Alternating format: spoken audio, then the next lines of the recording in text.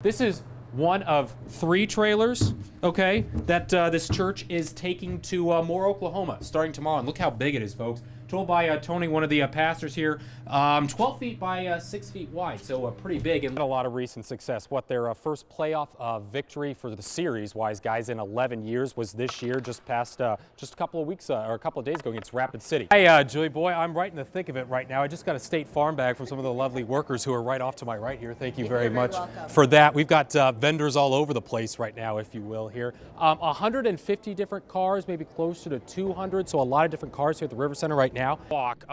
We are in a little bit of water right now here, right on the curb here, but as I walk a little bit further into the street, folks, take a look at this. I'm probably in about, I would say 5 inches of water, kind of like what we were seeing at Modern Woodman Park just off to the west of us. Interesting is we were taking a look at some of these razor blades that were found here yesterday. They've been pulled off since, but when we were here earlier kind of looking at some of the playground equipment here, it's really plain as day. I mean, this isn't snow that we're looking at. We're looking at some of the glue. Okay, so this is obviously where one of these razor blades was found here yesterday.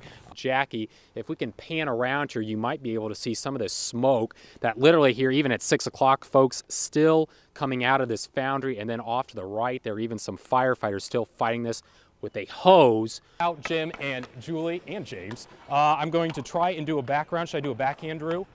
Flip it. Got it! 4 for 4. Very nice. 4 for 4. If you live on the Illinois side of the Quad Cities, probably a good time to use one of these pumps here at the pump station. You know why? Drew, can we pan in? Bam. Price per gallon, folks, $2.99 again on the Illinois side of the Quad Cities. Probably the biggest surprise for the story that we're talking about right now. We'll see how it falls. They start with a knock and follow with the pitch. My name's John Zom. I'm from the Henry County Board. We'll try the next one. That's no solicitor. It's a politician with his son Sam going door to door in Henry County. Illinois is the only state in the country that doesn't allow any form of open or concealed carry. John Zom's fighting for gun rights, asking folks to sign a petition to try to allow gun owners to legally carry a concealed weapon. If they're allowed to own the gun, we feel that they should be allowed to carry the gun. Some welcome Zom with open arms. I'm happy to sign it. Others didn't. Hi, how are you, sir? Good. I'm John Zom from the county board. I'd like to give you one of my cards. Going door to door may look fairly hard. Zom doesn't think so. People like the personal contact. You know, as opposed, they don't like the robocall so well. The back of the clipboard is full of Republican stickers. The front of it, people who want the concealed carry debate at least put to a vote. You're not obligated to support the issue, but at least we'll get to vote yes or no come the election on November 6th. John says he's gotten a lot of support from people in the county. For every time I run into one no, I get probably 8 or 9 yeses. It's been a good percentage. But even so, John and Sam still need the rest of the state to agree if they want their neighbors to be able to carry legally. Hey there, Jace. I would stay clear from them as well, except for this story. All right, Fulton, Illinois said it was having animal problems, critters that were causing enough of a stink that the city said something needed to be done. So Fulton called none other than the Quad City's own critter getter. All right, well, let's go get one. We'll find one. Bill and his wingman Todd often have dull moments. Oh, we seen one turn in here one time. Trying to catch wildlife. The two often have late night snacks when they're out on the job. But it also can be very stressful, especially when you can't find the animal that you're looking for. What's that head? But around midnight that same night, Chrisman struck gold. Give me the gun. Give me the gun. And the race was on. Listen to Bill almost fall, trying to keep up with the animal.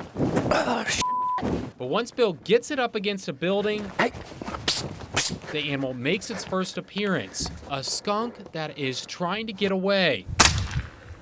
Bill misses his first attempt with a tranquilizer dart, and the skunk rounds the corner.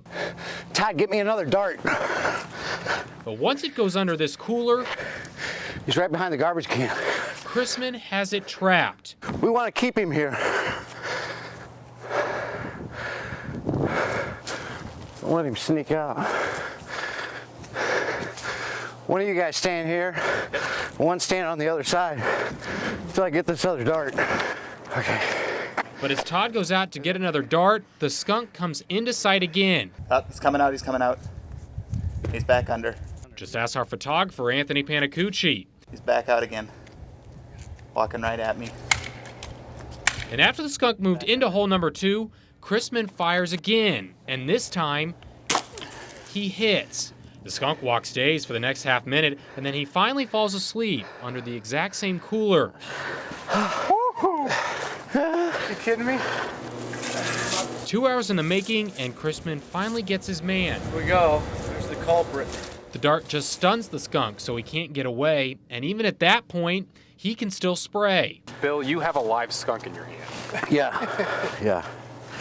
I do. Well, actually, you have the live skunk. Bill then takes it to his truck where he gets rid of it finally. Could you have lasted much longer, or do you think he almost got away? Oh, no. I always win. Always. There are stakes in the ground at the former Watchtower Plaza at 11th Street and 39th Avenue in Rock Island. It is this spot where Walmart is supposed to build a superstore. It just doesn't seem like it's going to be something that's going to be in the near future for here. The project concerns people like Carl Hunter, who shop on 11th Street regularly. The process is moving just like it should be moving. Rock Island Mayor Dennis Pauly is very confident the development will get done, even though the company pulled out of recent developments in poor neighborhoods in Washington, D.C. The city had spent $90 million in one instance to develop around a proposed D.C. store. We asked Mayor Pauly if that's concerning to the development in his city. Does Walmart have the upper hand and too much of the upper hand? I don't consider it an upper hand. I just consider it part of the process. And you say Walmart, it doesn't have to be Walmart. It could be any other corporation doing the same exact thing. They go through the same process. They sign the contract, they go through the process, they do their due diligence. I have not seen Walmart pull out of a signed contract. Okay. It appears as if they have here. Well, I don't know if that was a signed contract or not. Construction had already started at one of those Walmarts in D.C. Also, just a month ago, the company announced it was closing more than 150 stores in the U.S. alone. I envision a great store. But Second Ward Alderman Virgil Mayberry believes those closing decisions were made a long time ago. All of those stores that we've heard about, that happened years ago. Walmart is not who they are by just knee-jerking and saying, okay, we're going to close these stores. Nothing whatsoever to do with the Rock Island store. Walmart backs up the statement saying the store closures are completely separate from what its future developments are. A company spokesperson says, quote, "With the signed purchase agreement, we are pleased to take one more step in the development process of the Rock Island store.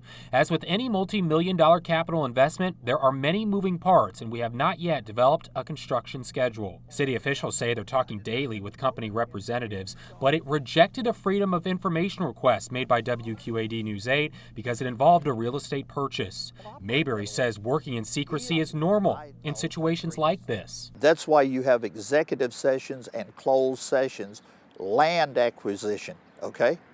That's the law. City officials say this land has not changed hands yet, but Price Properties, a broker representing Walmart, has a signed agreement to purchase the property.